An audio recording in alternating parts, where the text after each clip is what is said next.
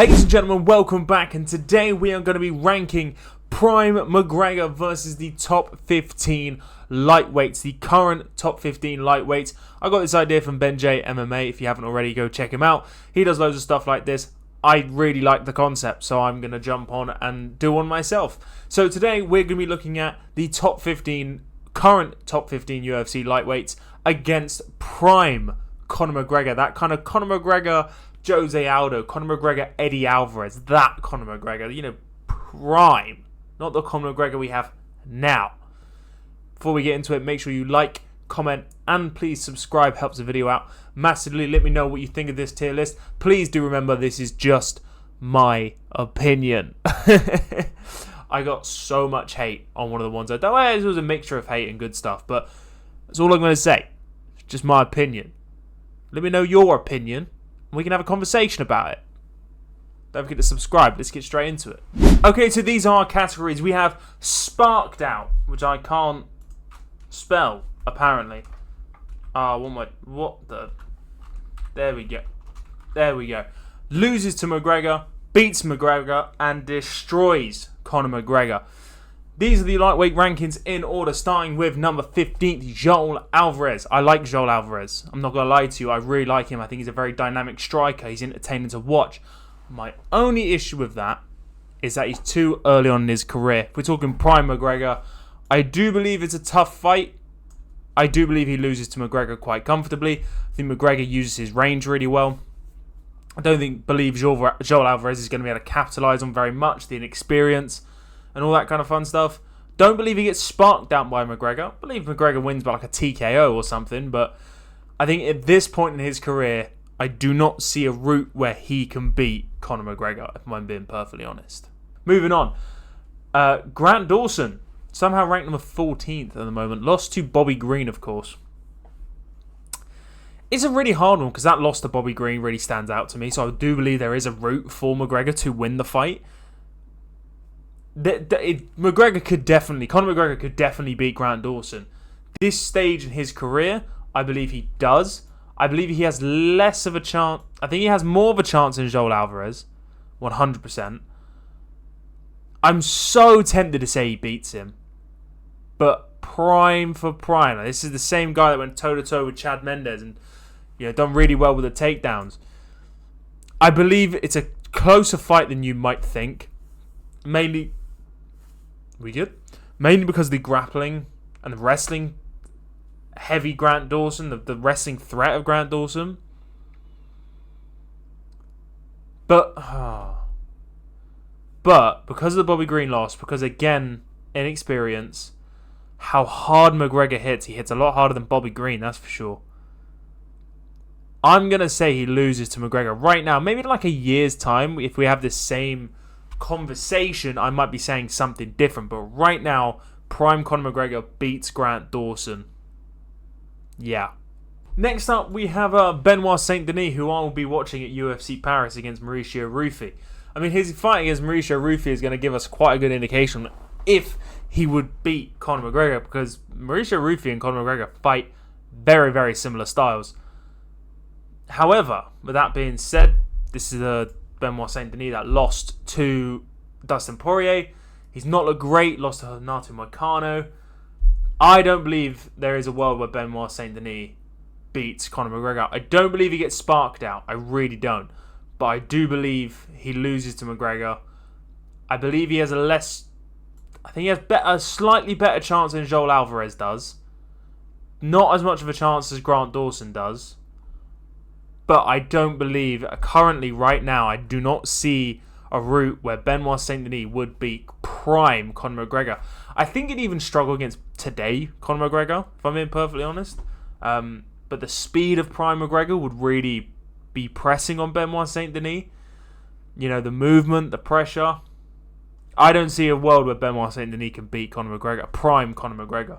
Sorry, there's a little error there. Next up, we have Rafael Fiziev. Now, I'm not going to do is I don't want you guys to think I'm going to sit here and glaze the living daylights out of Conor McGregor, because I'm not.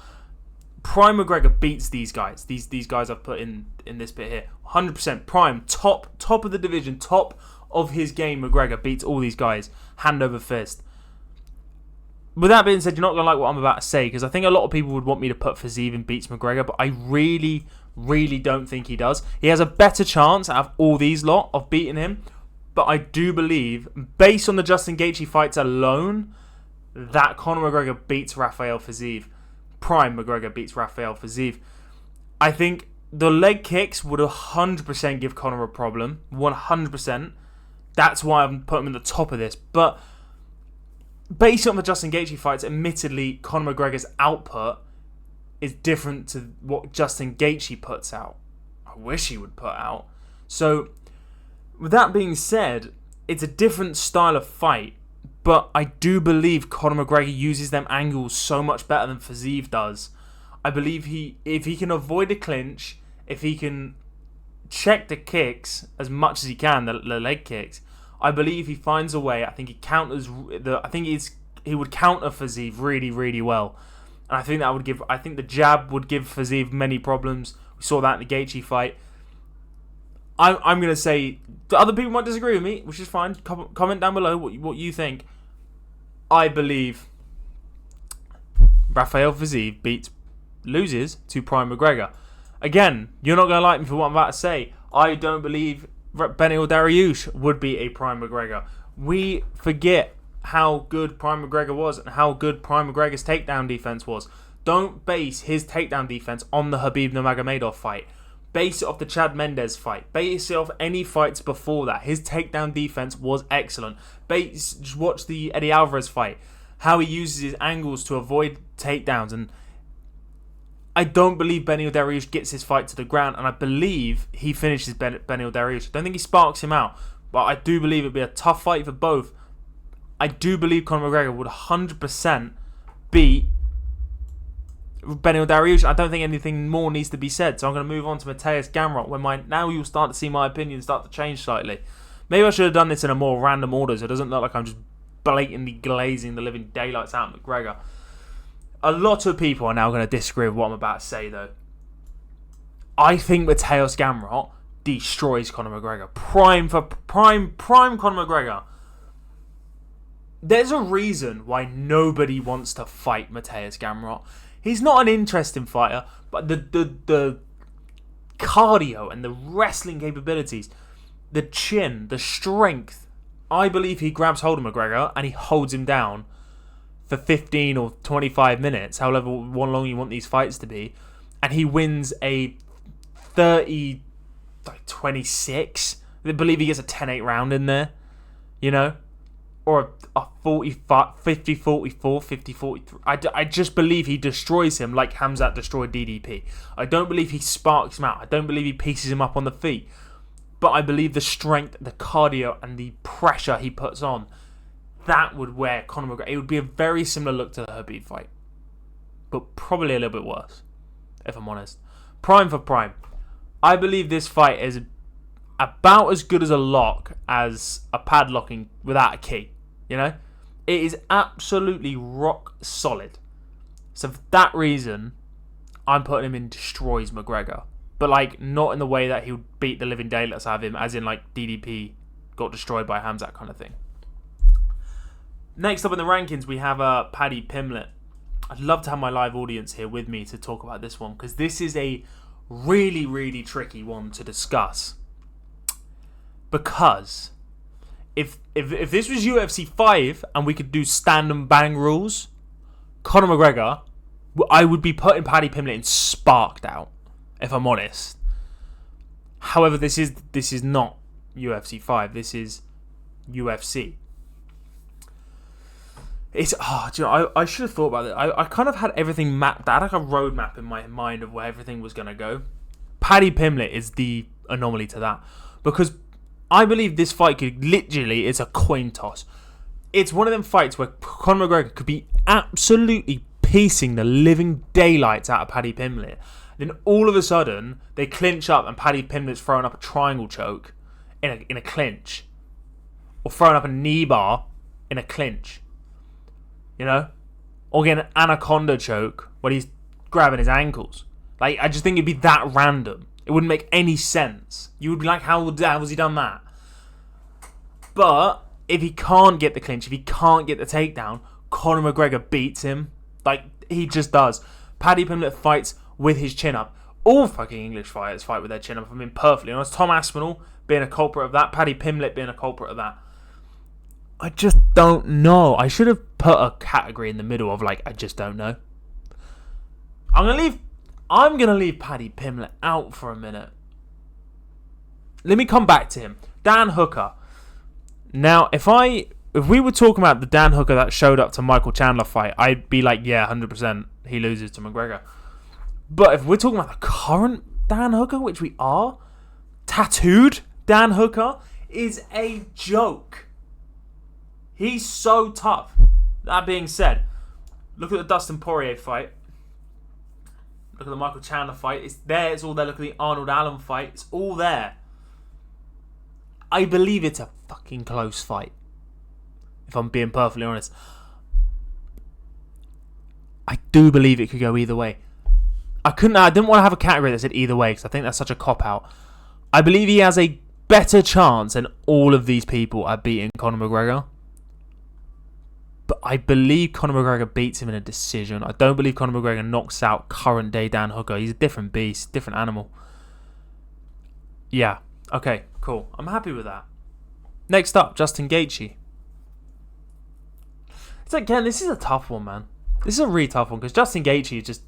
You don't know what Gaethje you're going to get the Gaethje that lost to Alvarez and lost to Dustin Poirier the first time. Or you're going to get the Alvarez that knocks out Dustin Poirier. High pressure moments, he doesn't really perform. You know, title fights. He has been dropped many times. He was smacked out by Max Holloway. I think Conor McGregor does beat him. And I think he's got a better chance than Dan Hooker does.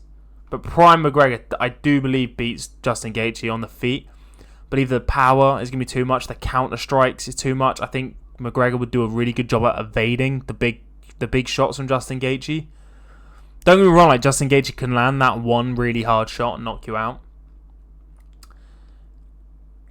I just believe the counter punching from McGregor would be way too much. I think he finds the chin in like the second or third round and gets the TKO knockout victory.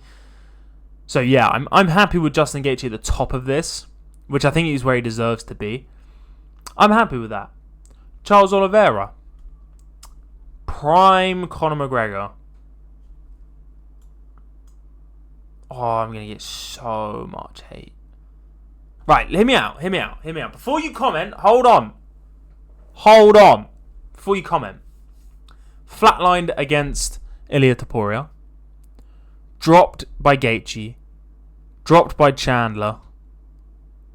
Dropped by Islam. He gets dropped a lot.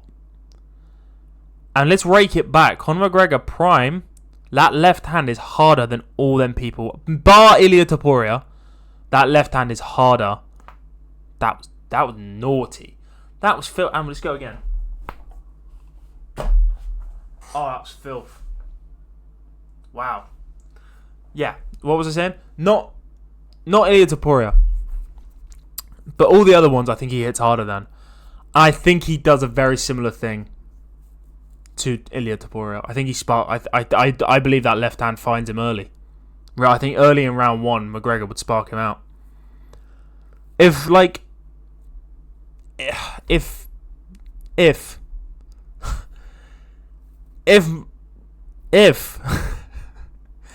Charles Oliveira would have come out and get a takedown early, then 100% he wins.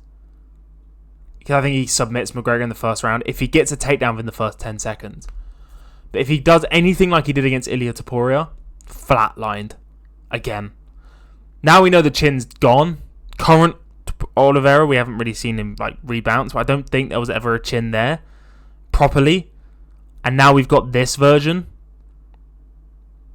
which we don't know what it's going to come back like, but it can't come back great after that. Let's be honest. I do believe I'm going to get. I don't think a lot of people are going to agree with me on that one, but I do believe Charles Oliveira gets sparked out by Prime McGregor. Moving on, Max Holloway beats McGregor. Light work, easy work. This version of Max Holloway versus Prime McGregor.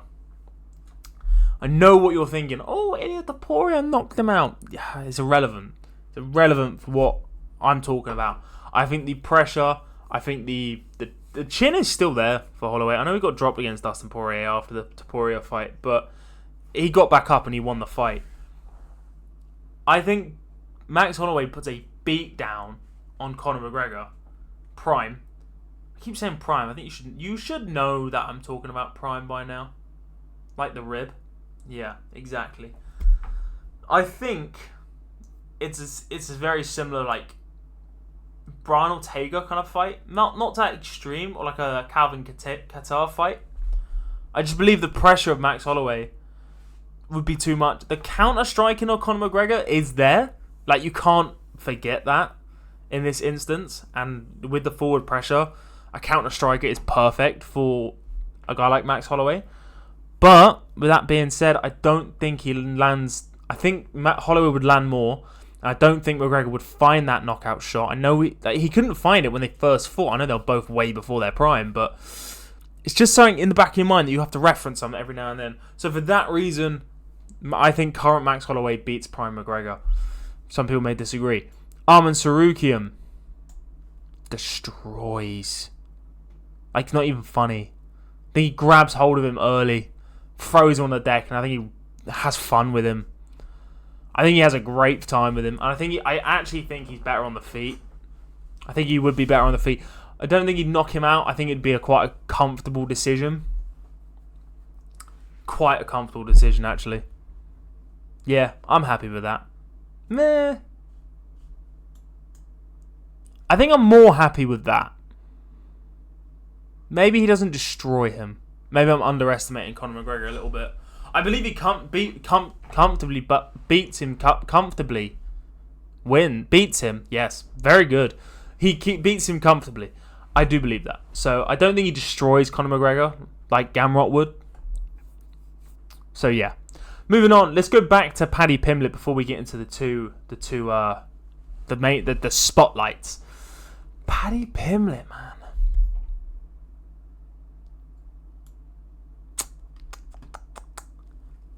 It's such a coin toss. Like, it's there, innit? It's like in between them both.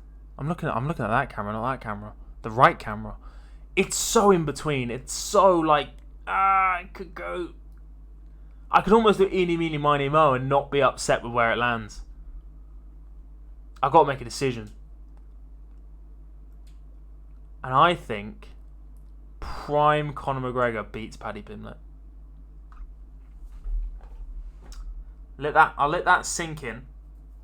Let that sink in for just a sec. Just digest what I've just said. And let me know what you think. Does Paddy Pimblett beat prime McGregor? Please bear that word in mind. Prime like the rib.